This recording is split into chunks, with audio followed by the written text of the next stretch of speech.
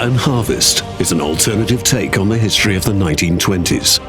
Taking inspiration from this time of industrial change, Iron Harvest's fictional states and characters find themselves in the aftermath of the Great War. Huge diesel-fueled machines, invented to serve humanity, have only lifted warfare to another level, and mankind has had to realize that the war that was supposed to end all wars has ended nothing.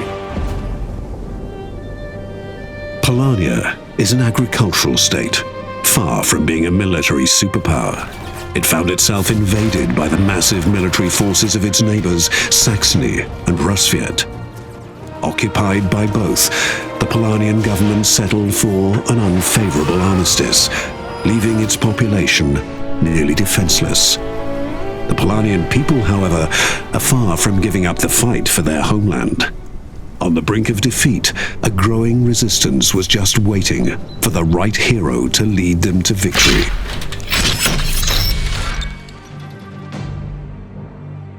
The Polanian rebels are split into several resistance cells and are fighting an unconventional war against the heavily armed forces occupying their homelands. This leads to very special troop characteristics. The Polanian mech lineup shows significant differences compared to the enemy troops. Having neither the technology to equip them with superior weaponry nor the necessary resources to give them heavy armor, the Polanian troops specialized in speed when entering the battlefield. With its long legs and relatively light frame, the PZM-7 Smiley is one of the quickest mechs in the game. Whilst reconnaissance is the first and foremost aspect of this unit, it is equipped with a high-range cannon, perfect for taking out damaged enemy units from afar. If the Smiley finds himself in the undesirable situation of close combat, the engineers have equipped him with one last resort: a huge bayonet. By putting himself at high risk, the Smiley is capable of inflicting heavy damage with a high-speed ram attack. Staying within the mindset of building a lightweight, quick meat grinder, we'll take a look at the PZM-9 Strasnik next. Being mocked by enemy forces as a walking trash can, their laughter stuck in their throats when its two massive side-mounted double-barrel machine guns open fire. Being able to move and fire at the same time makes the Strasnik the predestined anti-infantry weapon of the Polanian army. Its bullet storm ability increases the mech's fire rate and showers nearby enemies with deadly projectiles.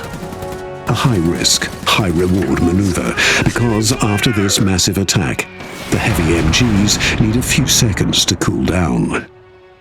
Unmatched in its unique combination of speed and heavy armor is the latest stroke of genius of the Polanian engineers, the PZM-16 Soth. This troop carrier does not sacrifice speed to vulnerability and is as fast moving backwards as it is forwards. The infantry it is carrying makes it a powerhouse against enemy infantry or armored units. Equipped with a roof-mounted 360-degree mortar, it inflicts damage on a wide radius around it. Even more so when it switches to stationary mode and boosts its defenses and combat strength.